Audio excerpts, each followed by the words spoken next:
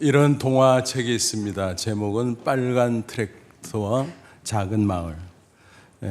우리 시중에 나와 있는 우리말로 번역된 빨간 트랙터, 그 동화책과는 전혀 다른 책입니다. 우리말로 번역이 아직 안 된 건데, 이 책을 쓴 사람은 중국계 미국인 목사이며 베스트셀러 작가인 프랜시스 첸입니다. 그 스토리는 아주 간단합니다. 어느 작은 마을에 빨간 트랙터가 들어왔습니다. 너무 신기한 물건이죠. 마을 사람들은 그 사용법을 잘 모르는 채 앞에서 끌고 뒤에서 밀면서 밭을 갈았습니다. 그러다 보니까 겨우 먹을 양식만 농사를 지을 수밖에 없었습니다. 그런데 어느 날 농부 데이브가 창고를 청소하다가 다락방에 있는 매뉴얼을 발견하게 됩니다.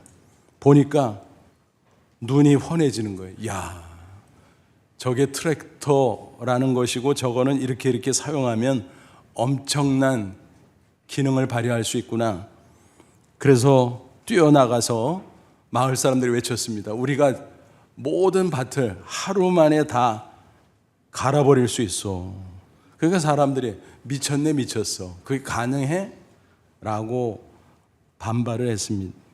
그러자 그는 열심히 매뉴얼을 공부했고 또 그것에 따라서 고장난 부분을 다 수리하게 됩니다. 그리고 그 빨간 트랙터로 밤중에 밭을 갈기 시작합니다. 밤사이에 다 갈아버렸어요. 다음날 아침 어떤 일이 벌어졌겠습니까?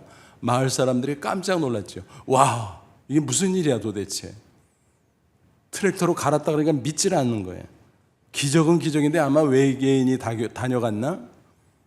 믿어주질 않았습니다. 근데 다행히 그 광경을 지켜봤던 소년이 증언을 해줬습니다. 저 아저씨가 밭을 가른 게 맞아요. 그래서 나중에는 그 비밀을 모두 알게 되었습니다. 그로부터 마을 사람들은 빨간 트랙터를 잘 사용하면서 농사를 지었습니다. 풍성한 추수가 있었겠죠. 그래서 너무너무 많은 농산물이 거두어져서 다른 마을들에게까지 나눠줄 수 있었다라는 이야기입니다. 여러분, 이 이야기를 통해서 어떤 교훈을 얻을 수 있을까요? 많은 사람들은 자기 생각대로, 자기 힘으로 열심히 살아가면 자동으로 인생이 잘 될 줄로 생각을 합니다. 하지만 그것은 어리석은 일입니다. 왜 그럴까요? 하나님이 우리 인간을 창조하셨습니다. 하나님의 형상대로. 그리고 인생을 잘 살아갈 수 있도록 인생 사용 설명서, 인생 매뉴얼을 만들어 주셨습니다. 그게 바로 뭘까요? 성경이죠. 오랜 세월 동안 하나님의 계시를 받은 선지자들이 하나님의 말씀을 차곡차곡 기록해 놓았다는 것입니다. 그것을 집대성한 것이 우리가 가지고 있는 66권으로 된 성경 전서인 것입니다. 그 안에 하나님께서 우리 인생에 필요한 모든 말씀들을 넣어주셨습니다. 우리가 죄와 사망에서 구원받는 법, 영생 얻는 법, 천국에 들어가는 법, 그리고 이 세상에 사는 동안 승리하는 법 등등 많은 말씀 다 넣어줬습니다. 이 한 권으로 하나님이 우리에게 주시는 말씀 충분하다. 그걸 성경의 충족성이라 그래요. 그렇다면 과연 누가 가장 지혜로운 사람일까요? 그 말씀을 잘 듣고 깨달은 대로 그 말씀을 따라 살아가는 사람일 것입니다. 그러지 않고 괜히 자기 잘났다고 혼자 힘으로 낑낑거리며 사는 사람 어떻습니까? 똑똑한 사람이 아니에요. 정말 어리석게 짝이 없는 사람이에요. 한심한 사람이에요. 잠언 14장 12절에 이렇게 증거합니다. 어떤 길은 사람이 보기에 바르나 필경은 사망의 길이니라. 무슨 얘기? 야, 이렇게 쭉 가면 잘 될 거야, 성공할 거야, 행복할 거야. 사람들이 그렇게 자기 생각을 따라간다는 거예요. 또 세상 사람들이 얘기하는 거, 풍조를 따라 살아간다는 거예요. 그런데 나중에 이게 아니네? 잘못됐네? 낭패를 봅니다. 또 멸망의 길로 갈 수도 있습니다. 우리가 다니는 일반 도로는 어떻습니까? 갔다가 길이 착오가 났으면 어때요? 돌아올 수 있죠. 유턴할 수도 있고. 그런데 인생길은 어때요? 쭉 가면 끝이에요. 그러니까 인생길을 잘 가는 것이 중요하다라는 것입니다. 그래서 섣불리 자기 생각으로 자기 욕심으로 세상 풍조를 따라서 사는 것은 옳지 않다, 어리석다, 위험천만하다라는 것입니다. 오늘 본문을 보니까 말씀을 따라 살았던 사람이 등장합니다. 누군가요? 아브라함이죠. 그는 믿음의 조상으로서 여러 가지 면에서 우리에게 신앙의 본을 보여주고 있습니다. 그 중에 하나가 뭔가 하면 말씀을 따라 살아가는 신앙, 그 본을 보여주고 있습니다. 아무쪼록 오늘 말씀을 통해서 말씀을 따라 살아가는 것이 얼마나 복되고 아름다운가 다시 한번 확인할 수 있기를 바랍니다. 그래서 저도 여러분도 인생을 살면서 수시로 내가 하나님의 말씀을 따라 살았더니 이렇게 승리했노라, 아름답게 고백하고 간증할 수 있기를 주님의 이름으로 축원합니다.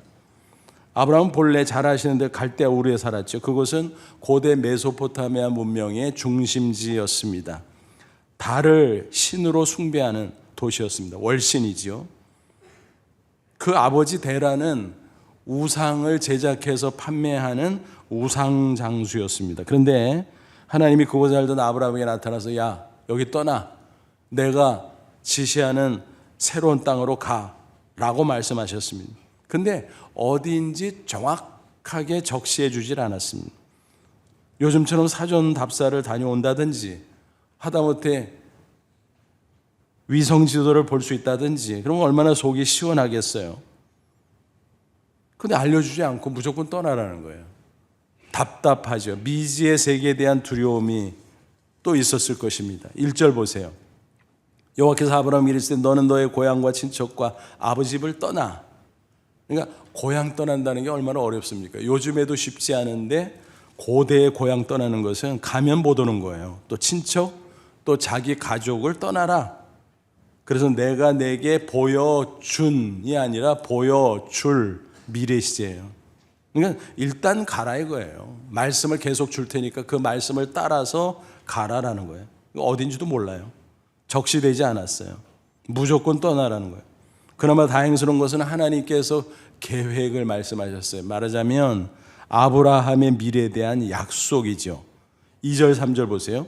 내가 너로 큰 민족을 이루어 내게 복을 주어 내 이름을 창대하게 하리. 너는 복이 될지라. 여기 보면 세 가지 약속이 들어있어요. 첫째는 큰 민족이 이루어주겠다.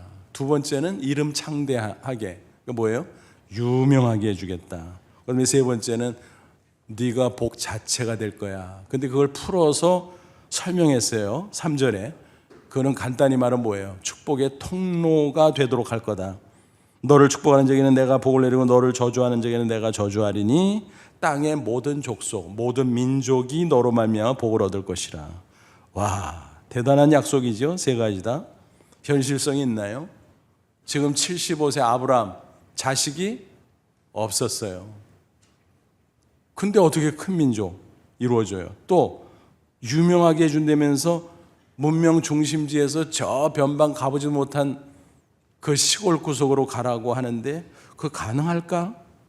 또 그런 곳에 가서 복을 많이 받아서 주변 사람도 아니고 모든 민족들에게 복을 나눠준다?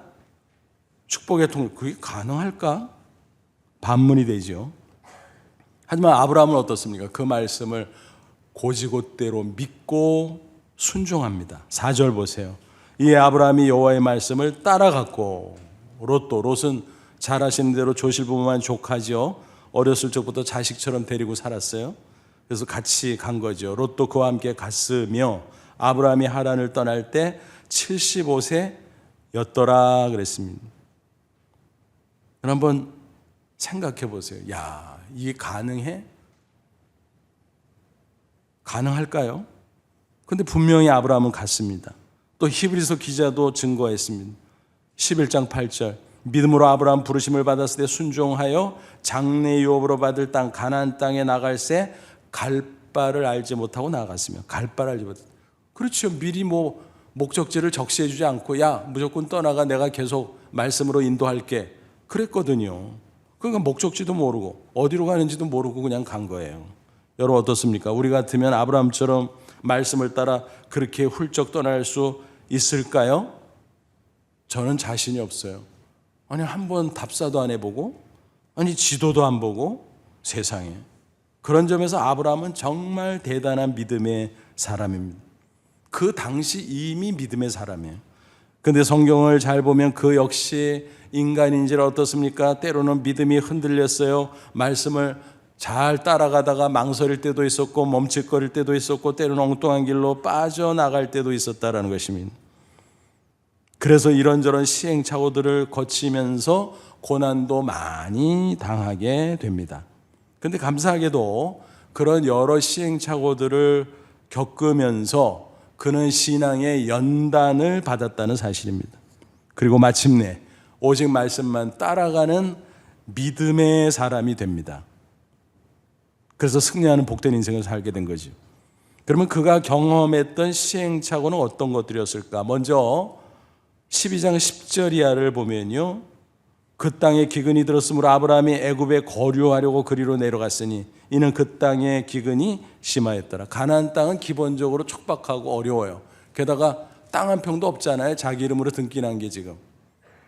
원주민들이 텃세도 만만치 않잖아요. 그래서 여기저기 이동하면서 천막치고 사는 중인데 게다가 뭐예요? 기근까지 닥쳤어. 너무 심한 기근. 견딜 수가 없었습니다. 아브라함은. 그래서 애굽이 비옥하고 농사도 잘 되고 살기 좋다 그러니까 거기 잠시 피신 갔다 오자 라고 생각을 하고 떠납니다. 그래서 거류라는 말은 일시체류라는 뜻입니다. 근데 여기서 내려간다는 동사는 지리적인 이동을 나타내는 말 맞지만 더 나아가서는 영적 태도를 내포하는 것입니다. 흉년의 고난 앞에 두려운 나머지 가나안 땅에 머물러야 되는 약속의 말씀을 잊어버리고 애굽으로 도망쳤다라는 것입니다. 하나님에게서 멀어진 거지요. 말씀에서 벗어난 거지요. 잘 될 줄 알았죠. 계획대로, 생각대로. 근데 그 결과를 보니까 악수를 둔 거예요. 오히려 더 큰 어려움을 당하게 됩니다. 우리 속담에 이런 말 있잖아요. 여우 피해서 호랑이 만난다. 여우가 있어서 아이고 무서워라. 피해가자. 근데 더 무서운 호랑이를 만나네. 그런 격이었습니다. 그는 자기 생각으로 갔습니다. 자기 현실적인 판단과 욕심으로 갔습니다. 그런데 계산착오였습니다. 큰 시험을 겪게 됩니다. 막상 애굽에 도착하고 보니까 가슴이 철렁했어요. 왜냐하면 애굽 남자들의 시선이 이상한 거예요. 자기 아내 사례를 향해서 힐끗힐끗 보더니 나중에는 아주 주시를 하는 거예요. 겁이 났습니다. 이 사람들이 혹시 내 아내 사례를 탐내해서 나까지 해치지 않을까 생각이 됐어요. 사례 미모가 그렇게 대단했나 봐요. 근데 좀 이상한 생각이 들어요. 왜냐하면 75세 넘었잖아요. 아브라함이. 그러면 사례는 10살 연하니까 65세 훌쩍 넘었잖아요. 그랬겠어라는 생각이 들잖아요. 근데 이게 가능한 얘기. 왜냐하면 애굽 사람들은 거무튀튀하잖아요. 근데 사례는 얼굴이 하얗잖아요. 게다가 출산 경험도 없고 또 그 당시는 지금보다 2배 장수하는 시대였기 때문에 65세라도 젊고 아름다운 모습을 충분히 지니고 있었을 것 같습니다. 사실 요즘도 그런 경우가 있어요. 우리도 아프리카에 가면 그 현지인들은 평균 수명이 50세 전후거든요. 그러니까 우리 이렇게 얘기하다가 나이가 몇이라 그러면 깜짝 놀라요. 한 20세 밑으로 봐요. 좀 심했다고 생각할지 모르면 진짜예요. 제가 머리가 좀 휘어져서 한 10년이라도 젊게 봐요. 조금 깎으면. 그리고 정확한 나이를 얘기해 주면 놀라는데 그 눈빛에서 읽을 수 있는 그 생각이 있어요. 뭐냐면 아직도 살아있어? 아직도 살아있어? 여러분 그런 거예요. 그러니까 사라의 미모 때문에 아브라함이 염려하는 거 그렇게 지나친 거는 아니에요. 어쨌든 그래서 겁이 났던 아브라함이 사라에게 뭐라 그래요? 여보 이거 자칫 잘못하다 큰일 나겠어. 누이 동생이라고 하자. 여러분 거짓말이죠. 원래는 사촌 누이 동생 맞지만 결혼했으니까 아내죠. 계산착오란 거예요. 어쨌든 그렇게 하기로 하고 그 다음에 어떤 일이 전개됩니까? 오히려 악수를 돕고 그 꼼수가 악수가 되어서 고통스러운 일이 벌어지게 됩니다. 그 미모의 소문이 퍼지고 궁궐까지 들어갔으니까 바로 왕이 데려와 이렇게 된 거예요. 그래서 후궁으로 드리려고 했는지도 몰라겠는데 통상 고대 왕들은 후궁으로 드릴 때 당장 드리는 게 아니라 이렇게 준비 절차가 있잖아요. 뭐 몇 달, 뭐 심한 경우는 1년 뭐 이런 식으로. 다행히 그 기간 동안에 하나님의 놀라운 일들이 있었기에 괜찮았지. 큰일 날 뻔한 거죠. 큰일 날 뻔한 거죠. 어쨌든 그렇게 돼서 궁궐로 불려 들어가는데 오빠라고 아브라함에게 바로 왕이 하사품까지 주네? 여러분 돈방석에 앉았나요? 아니요. 가시방석이었을 거예요. 이거 어떻게 할 수도 없잖아요. 코가 완전 꿰가지고. 지금 와서 아유 내 아내인데요 그랬다가 뭐 진짜 죽임 당하려고 속였다고 놀렸다고 그렇잖아요. 고대 왕들은 자기 멋대로 하는 사람들인데 너무너무 기가 막힌 상황이 벌어졌습니다. 그때 누가 급했을까요? 하나님이 급했어요. 왜냐하면 하나님은 약속을 꼭 지키시는 분이거든요. 그래서 아브라함과 사레 사이에 자식을 주고 자자손손 큰 민족으로 그렇게 번성해야 되는데 이게 뭐예요? 그 부부관계가 더럽혀지면 어떻게 약속의 자녀를 거기서 출산할 수 있겠습니까? 그래서 하나님께서 나섰어요. 바로 왕의 집안에 재앙을 내렸습니다. 뭔지 정확하게 명시되지 않았지만 어쩌면 전염병 같은 것이 아니었을까? 무시무시한 거죠. 게다가 꿈에 나타나서 아마 호통을 치었을 거예요. 야, 이 녀석아. 아브라함의 아내야. 왜 그래? 돌려보내. 아마 그랬을 거예요. 깜짝 놀란 바로 왕은 하나님 빽이 있으니까 아브라함을 질책할 수도 없고 볼멘 소리로 잘 타일러서 내보내게 됩니다. 20절 보니까 바로가 사람들에게 그 일을 명하며 그들이 그와 함께 그 아내와 그의 모든 소유를 보내었더라. 하사품을 뺏었을까요? 그냥 줬을까요? 그냥 줬어요. 그거 어떻게 돌려달라 그래요? 하나님한테 혼날라고. 수지 맞았나요? 그 수지 맞았다 그럴 수가 없잖아요. 불신자 앞에서 크게 망신당했잖아요. 게다가 10년 감수했잖아요. 그걸 어떻게 축복이라고 말할 수 있겠어요? 아마 정신이 확 들었을 거예요. 야, 큰일 날 뻔했다. 죽을 뻔했다. 그래서 그는 다시 믿음을 다지면서 가나안 땅으로 올라갑니다. 13장. 거기서 지내다가 어떤 일이 벌어지나요? 가나안 땅에는 목초지가 부족해요. 아브라함의 목자들과 롯의 목자들이 목축을 하는데 목초지가 부족하니까 티격태격해요. 이거 우리 거야 서로. 가만히 보니까 아브라함이 안 되겠어요. 야, 이 목자들 싸움에 삼촌 조카 의갈리겠다.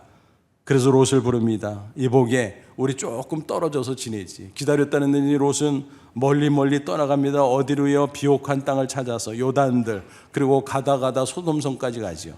그러나 아브라함 어때요? 하나님의 약속의 말씀을 지켜야 되잖아요. 가나안 땅을 떠날 수가 없어요. 거기 머물렀지만 인간에게 얼마나 허탈했을까요? 또 자식처럼 의지했는데 훌쩍 떠났으니 얼마나 외로웠을까요? 그에게 하나님께서 나타나서 위로하시고 야, 내가 너에게 약속한 말씀 있잖아. 그거 내가 지킬게. 동서남북 봐라. 이 넓은 가나안 땅 다 너의 후손에게 줄게. 그리고 큰 민족이 이루어준다는 거 내가 지킬게. 그러고 나니까 위로받은 아브라함이 다시 마음을 추스렸어요. 그리고 믿음이 또 우쩍 자랐겠죠.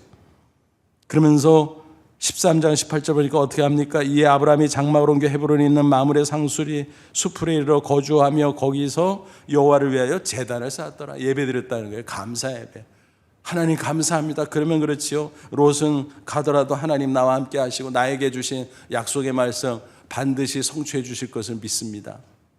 그렇게 고백을 했을 거예요. 이런 식으로 신앙이 자라가던 그에게 또 한 번의 시행착오 있게 되죠. 중간에 자기 종을 양자로 삼으려고 했는데 하나님이 야, 양자 삼는 거 얘기했냐? 양자가 네 자식이냐? 아니야. 약속의 자식이라니까. 그래서 또 기다렸습니다. 어느덧 10여 년이 지나갔어요. 창세기 16장 보니까 어떤 일이 벌어집니까? 첩을 드립니다. 어느 날 부부지간에 이렇게 마주 앉아서 얘기하는데 사례 얼굴을 보니까 아이고 많이 늙었네 이제. 그 눈치를 몰라요? 사례가. 사실은 사례 책임도 아닌데 사례가 미안해져가지고 여보 여자 하나 드릴까? 첩을 드리자고 은근히 이야기합니다. 그러면 아브라함이 어떻게 돼? 아이 여보 무슨 소리야? 하나님의 말씀 약속 기다려야지. 그리고 우리 결혼 그 틈에 첩을 들고 오면 어떻게? 이렇게 정색을 해야 되는데 그럴까? 그리고서 받아들인 거예요. 세상에. 아이고 사례가 착하죠. 그래서 어쨌든 첩을 들였는데 하갈인데 그 하갈이 출신이 뭐라고요? 애굽 여자예요. 거기서 우리는 짐작할 수 있죠. 야, 애굽에 갔다가 여종을 데리고 왔구만. 근데 그 여종이 첩이 됐구만. 그러니까 뭐예요? 하나님의 말씀을 따라가지 않고 곁길로 가다 보면 자꾸 뭐가 붙어요. 시험거리가 붙는 거예요. 어쨌든 그렇게 해서 첩을 들이고 그 사이에서 자식을 낳기는 낳았죠. 이스마엘. 근데 하나님께서 뭐래? 야, 약속의 자녀가 아니야 이스마엘은. 미안하지만 내가 너희들 부부 사이에 자식을 주고 큰 민족을 만든다 그랬지. 이게 뭐냐? 가정불화만 잔뜩 생겼습니다. 그래서 하나님께서 야, 가슴 아프지만 내보내. 모자 내보내. 그래서 그들을 내보내고 육신적으로는 살게 해 줍니다. 또 시행착오가 있었던 거죠. 그때 얼마나 마음고생했을까요? 하지만 이번에 또 그래도 믿음이 연단되고 믿음이 성장하게 됩니다. 그로부터 세월이 흐르고 흘러서 100세 이삭을 낳습니다. 놀라운 하나님의 축복이었습니다.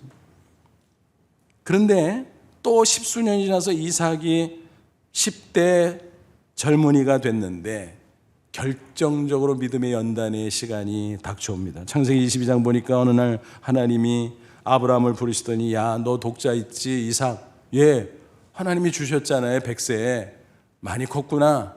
근데 있지? 저 모리아 산에 데리고 가서 나한테 번제로 바쳐라. 예?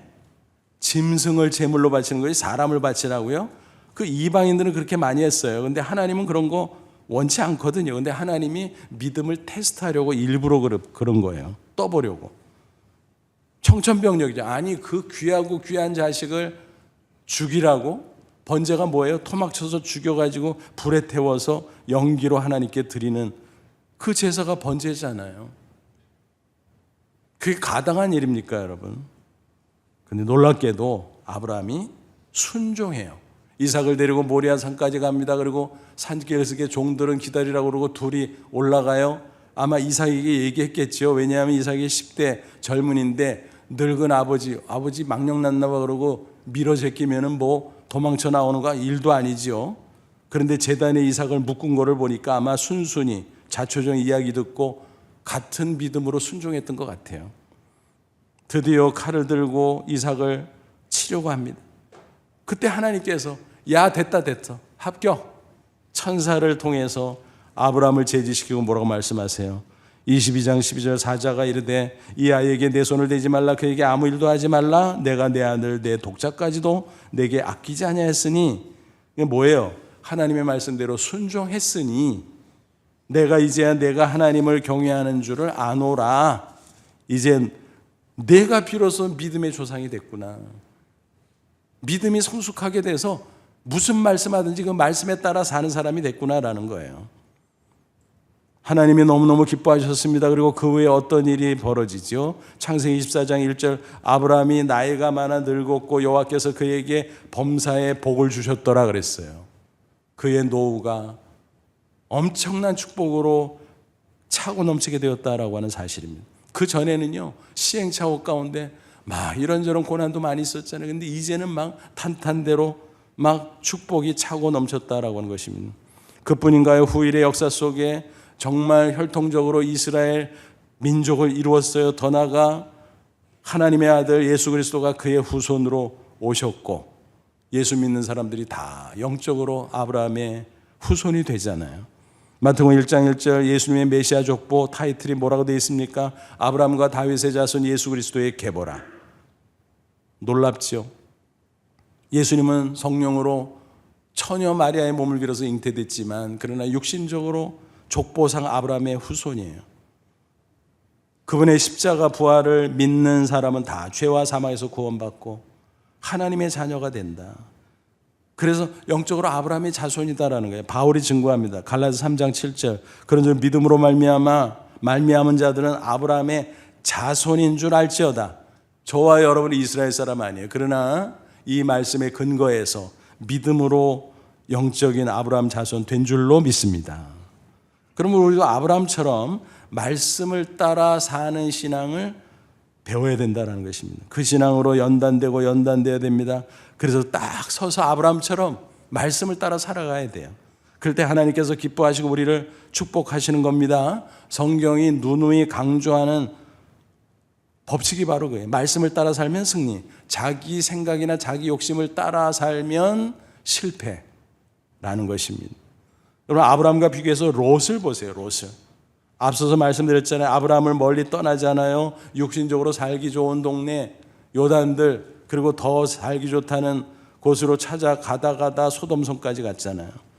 그것은 지리적인 이동을 넘어서 영적인 이동, 하나님에게서 멀어진 겁니다. 말씀에서 완전히 벗어났던 것입니다. 거기 들어가서 잘 먹고 잘 살 줄 알았죠. 그런데 그것은 오산이었어요. 한마디로 폭망했어요. 폭망. 창세기 14장 뭐 어떤 일이 벌어지자 하나님의 1차 경우 옐로 카드, 무슨 일이 있었어요? 전쟁이 터졌어요. 그 땅에. 그래가지고 재산 다 뺏기고 포로가 되고 가족들까지 다 붙잡혔어요. 자칫 잘못하면 목숨을 잃을 수도 있습니다. 그 소식을 들은 아브라함이 사병들을 이끌고 가서 열심히 싸워서 구출해 줍니다. 얼마나 고마워요. 회개해야 되잖아요. 하나님 앞에, 삼촌 앞에. 근데 정신을 못 차리고 그대로 눌러 앉았습니다. 창세기 19장 어떤 일이 벌어졌어요? 소돔 고모라가 죄악이 꽉 찼어요. 데드라인. 그래서 하나님께서 이제는 심판하시려고 했습니다. 유황불로. 그 소식을 접한 아브라함이 하나님 앞에 간절히 중보하며 기도하잖아요. 하나님, 의인들도 같이 멸망시키렵니까? 의인 50명 있어도요. 찾아봐라 있나? 40명이요. 마음이 조금씩 걱정이 돼요. 야, 그 숫자 모자라면 어떡해. 그러다가 내려가다 몇 명까지 내려갔어요? 10명. 의인 10명 있으면 어떻게 하시는? 찾아봐라 그러면 내가 심판 거두지. 근데 의인 10명이 없어서 마침내 소돔성을 유황불로 심판하게 됩니다. 그런데 그래도 아브라함의 중보 기도를 기억하시고 하나님께서 롯과 그 가족을 구해 주려고 해요. 천사를 보내죠.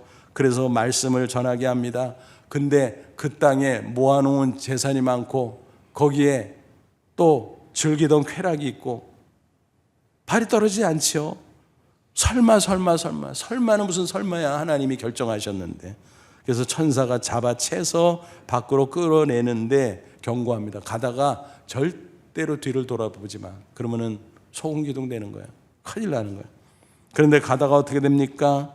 그 아내는 뒤를 돌아보다가 미련 때문에 아마 그랬겠지요. 소금기둥이 되고 롯과 두 딸이 피신을 가게 됩니다. 알거지가 됐어요. 그렇게 쌓아두고 그렇게 집착했던 재산 다 불태워 없어질 수밖에 없었다라고 하는 사실입니다. 레드카드죠. 2차 경우. 정신 차려야지 그럼 이제라도. 근데 또 정신을 못 차렸어.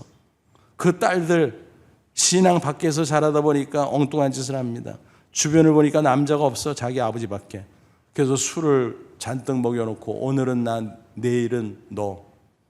그래서 임신해서 자식을 낳았는데 그 족속이 뭐예요? 모압, 암몬이에요. 이스라엘 역사를 보세요. 이스라엘 민족과 철천지 원수들 모압과 암몬. 어이가 없지요. 여러분, 하나님의 말씀을 따라 살지 않고 말씀에서 벗어나 살면 그렇게 되는 겁니다. 자기 생각을 따라, 자기 욕심을 따라, 세상의 풍조를 따라. 그럼 그렇게 되는 거예요. 야고보 1장 15절에 생각납니다. 욕심이 잉태한 즉 죄를 낳고 죄가 장성한 즉 사망을 낳느니라. 롯은 가까스로 구원은 받았지만 비참한 인생을 살아갈 수밖에 없어요. 한마디로 폭망이지요. 여러분, 아브라함과 롯의 이 모습을 보세요. 얼마나 차이가 납니까? 완전 하늘 땅 차이잖아요. 한 사람은 말씀을 따라 살다가 갈수록 복되고 아름답고 역사 속에 믿음의 조상으로 칭송되고, 한 사람은 패가 망신하고 인생을 그르치고 가까스로 턱걸이 구원이나 받고. 얼마나 비참해요, 여러분. 그러므로 저와 여러분은 오직 말씀을 따라 살아가야 할 줄로 믿습니다. 사도 바울이 증거합니다. 고린도전서 4장 6절 기록된 말씀 밖으로 넘어가지 말라. 말씀의 노선에서 이렇게 벗어나지 말라. 말씀을 따라가야지. 그래서 비유해서 설명하면 도로에 그어진 차선과 같은 거예요. 여러분, 길을 세 종류로 한번 나눠서 설명드려 볼게요. 비포장도로, 차선 당연히 없지. 좋으세요? 나쁘세요? 어떠세요? 뭐 아무것도 없으니까 그냥 막 이리 가도 되고 저리 가도 되고 막 내 마음대로 막 가고 좋지 않나요? 여러분, 인간은 무한 자유를 누릴 수 없어요. 오히려 위험해요. 오히려 위험하잖아요. 비포장도로는 자유롭게 왔다 갔다 할 수 있고 아무렇게나 갈 수 있지만 위험해요. 그렇죠. 불편해요. 그러면 정반대로 기차 레일에 딱 얹어지면 쭉 가잖아. 좋긴 좋은 것 같은데 아이고, 뭐 우리가 로봇도 아니고 그게 뭐야. 하나님은요, 우리에게 자유의지를 주는, 너희들이 자유롭게 자발적으로 잘해봐라 하고 차선을 그어준 게 바로 말씀이에요. 말씀, 하나님의 말씀, 차선. 그래서 너희들이 스스로 운전하면서 이 차선을 지키면서 가. 그러면 안전할 거야. 그러면 바른 목적지까지 갈 수 있을 거야. 여러분, 초보 운전자도 차선만 착 따라가면 안전하잖아요. 괜찮잖아요. 그죠? 우리에게 하나님께서 그런 배려로 말씀을 주셨다는 사실을 기억하시 바랍니다. 그 길을 잘 따라갈 수 있다면 반드시 복된 인생을 살아갈 수 있는 것입니다. 시편 128편 1절 증거합니다. 여호와를 경외하며 그의 길을 걷는 자마다 복이 있도다. 여기서 길은 하나님의 말씀이에요. 하나님의 말씀이 인생의 차선이다. 그 차선을 지키면서 살아가면 복이 있도다 그랬습니다. 시편 1편은 복 있는 사람을 가리켜 뭐라 그랬습니까? 시편 1편 1절 2절 복 있는 사람은 오직 여호와의 율법 말씀을 즐거워하여 그의 율법 말씀을 주야로 묵상하는도다. 그는 시냇가에 심은 나무가 철을 따라 열매를 맺으며 그 잎사귀가 마르지 않는 것 같으니 그가 하는 모든 일이 다 형통하리로다. 뭐예요? 말씀을 묵상하면서 살면, 즉 묵상이 뭐예요, 여러분? 잘 생각해서 그 말씀의 뜻을 해석하는 거예요. 아, 이게 이런 뜻이구나. 그리고 그 뜻을 나에게 개인적으로 연결시키고 적용하는 거예요.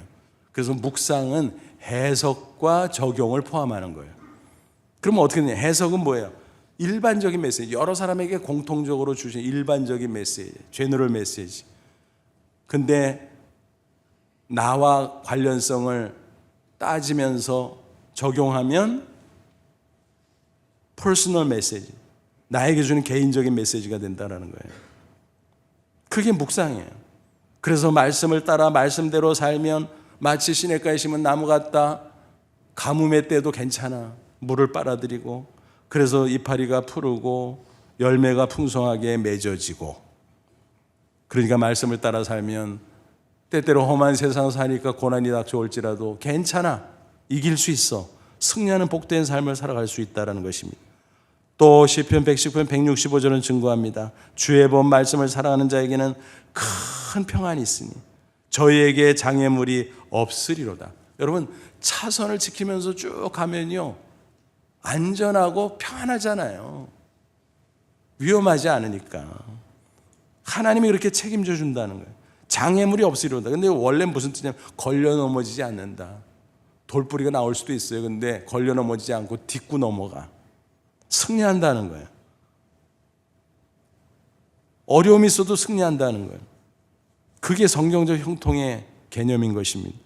미국 이라크와 전쟁을 벌 때 실화입니다. 미공군 F-15 전투기 편대가 이라크 북부에 위치한 화학 무기 공장을 폭격할 당시의 일입니다. 제프 패튼 중령이 편대를 이끌고 국경을 막 넘어갔어요. 그런데 그만 레이더망에 걸리고 말았습니다. 큰일 났죠. 다행히 가까스로 빠져나왔습니다. 그런데 그 순간 안타까운 일이 벌어졌어요. 귀 속에 반고리관이 손상되어서 평형 감각을 잃어버리고 말았다는 것입니다. 그런데 조종사에게 어떤 느낌이 있었냐면 왼쪽으로 돌면서 상승한다고 이렇게 느낀 거예요. 근데 계기판을 보니까 반대야. 하강하고 있는 거야. 60도 기울어져서 땅으로 하강하고 있는. 그러면 어느 걸 믿어야 돼요? 느낌을 믿어야 돼요? 계기판을 믿어야 돼요? 순간 갈등이 있었습니다. 조종사는 순간 판단했습니다. 계기판. 그래서 급히 기술을 위로 돌렸다는 거예요. 나중에 알고 보니까 불과 700m 고도로 간신히 산과 충돌하지 않고 날아갈 수 있었다는 이야기입니다. 아찔하죠, 여러분? 여러분, 말씀을 따라 산다는 게 그거예요. 여러분, 내 느낌대로, 내 생각대로, 세상 사람들 말하는 대로 세상 사람들 우르르 몰려가니까 그 넓은 길로 간다고 돼요? 보장이 있어요? 누가 보장해줘요? 보장해주지 않잖아요, 여러분. 하나님만이 보장하잖아요. 하나님 말씀대로 살아가는 사람에게 하나님 보장해 주시고 축복해 주실 줄로 믿습니다. 그러므로 말씀을 대할 때요, 하나님 대하듯이 대하기를 바랍니다. 사도 바울이 데살로니가 교회의 성도들에게 칭찬하며 말씀을 증거하게 했어요. 데살로니가서 2장 13절, 이러므로 우리가 하나님께 끊임없이 감사하면 너희가 우리에게 들은 바 하나님의 말씀을 받을 때 사람의 말로 받잖아요. 왜냐하면 바울이 전하니까. 저 인간 바울이 나한테 얘기해 주네. 좋은 말 하네. 저거는 좀 틀린 것 같은데. 그렇게 받지 않고 하나님의 말씀으로 받음이니, 인간 바울이 얘기하지만 저 하나님의 말씀이야. 하나님이 나에게 주시는 말씀이야. 그렇게 받음이니 진실로 그러하도다. 이 말씀이 또한 너희 믿는 자 가운데서 역사하느니라. 작동하느니라. 능력으로. 그러니까 말씀을 누가 전하든지 아니면 내가 직접 성경을 읽든지 성령을 통해서 하나님께서 나에게 주시는 말씀이라고 하나님 대하듯이 받아들이면 하나님이 살아계신 가운데 능력으로 역사해 주시고 축복해 주신다는 사실입니다. 여러분, 옛날에 임금이 신하를 시켜서 멀리 있는 사람에게 명령을 내릴 때 있잖아요. 사극 같은 거 보면 말을 타고 막 달려가잖아요. 그래서 당도하면 뭐라 그래요? 어명이요. 그러면은 전하러 온 그 신하의 계급이 명령을 받는 사람보다 낮아도 그 받는 사람이 어떻게 해요? 넙죽 엎드려요. 어명인데.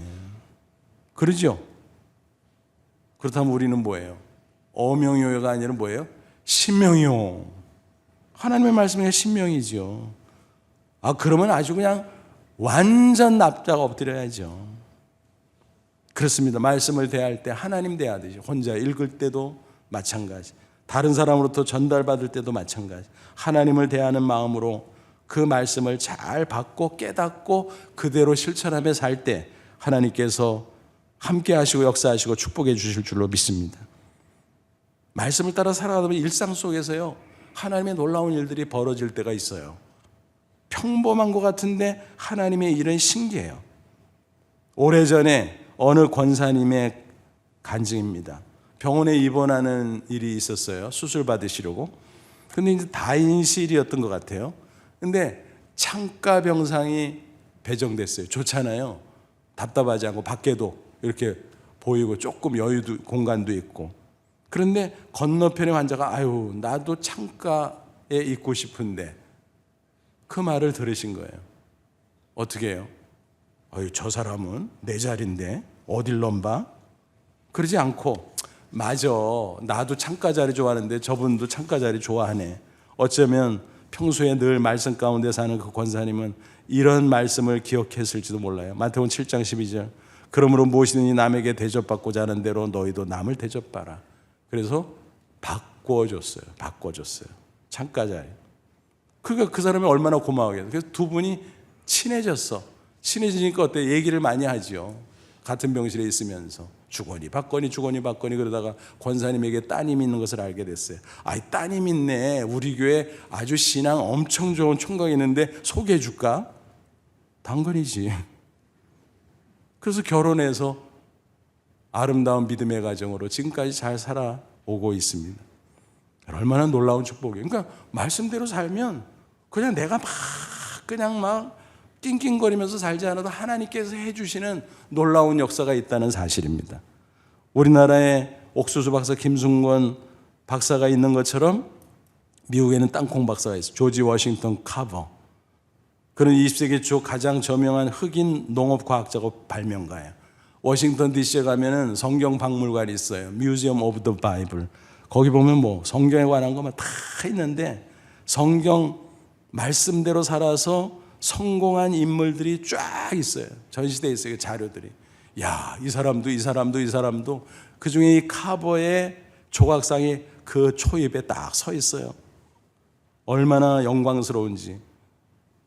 그는 땅콩 하나로 300가지 넘는 발명품을 만들었어요. 가난한 흑인들에게 큰 도움을 주었습니다. 또 수백 종의 씨와 농작물에서 기름을 추출해내는데 성공을 했습니다.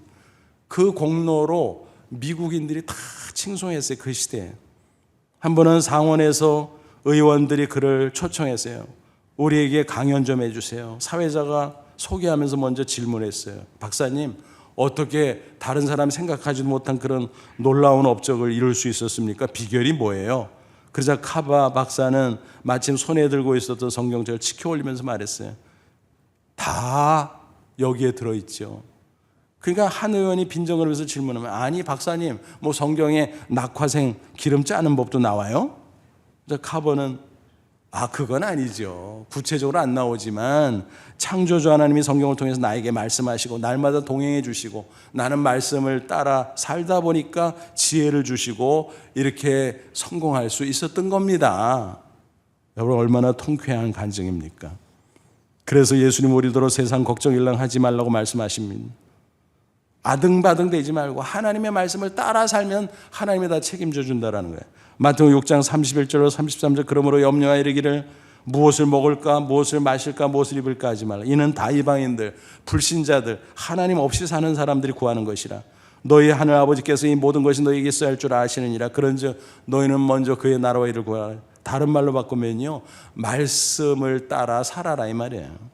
그러면 이 모든 것을 너희에게 더하시리라. 공중의 새도 먹이신 하나님, 들의 백합화도 입히신 하나님, 만물의 영장인 너를, 그리고 예수 십자가 피로 구속해서 자녀 삼으신 너를 하나님이 방치하겠냐? 책임져 주지. 그 말씀인 겁니다. 아무쪼록 험한 세상 살아가느라 여러 가지 어려움도 있고 사방에 유혹이 있고, 특별히 요즘 정보 홍수 시대잖아요. 가짜 뉴스 얼마나 많은지 몰라요. 뭐가 진짜인지 모르겠어요, 요즘은. 그런 가운데 오직 진리의 말씀 우리에게 있습니다. 그 말씀만 따라갈 수 있다면 하나님께서 우리의 인생을 책임져 주실 줄로 믿습니다. 살아계신 놀라운 역사 경험하시고 놀라운 축복을 받으시기를 바랍니다. 그래서 수시로 많은 사람 앞에 내가 말씀을 따라 살았더니 이렇게 승리했노라, 아름다운 간증 계속할 수 있는 저와 여러분 되시기를 주님의 이름으로 축원합니다. 기도하겠습니다. 이 말씀 붙잡고 기도하자. 하나님, 그렇습니다. 우리를 십자가 복음으로 구원해 주시고 천국 가기 전까지 험한 세상 살 동안 승리하라고 말씀 주셨사오니 감사합니다. 말씀을 따라 살아가기를 원합니다. 그래서 아브라함처럼, 성경의 위대한 인물들처럼, 또 우리 주변의 신실한 그리스도인들처럼 나도 승리하고 나도 복된 인생 살기를 원합니다. 하나님, 이끌어 주옵소서. 우리 다 같이 간절한 마음으로 잠시 기도합니다. 하나님 아버지, 은혜를 진심으로 감사합니다. 이 시간 주의 말씀을 다시 한번 허락해 주시고 말씀의 진리 따라 살아가는 것이 얼마나 복되고 아름다운 일인지 깨우쳐 주시니 감사합니다. 오직 말씀을 따라 살아가게 하옵소서.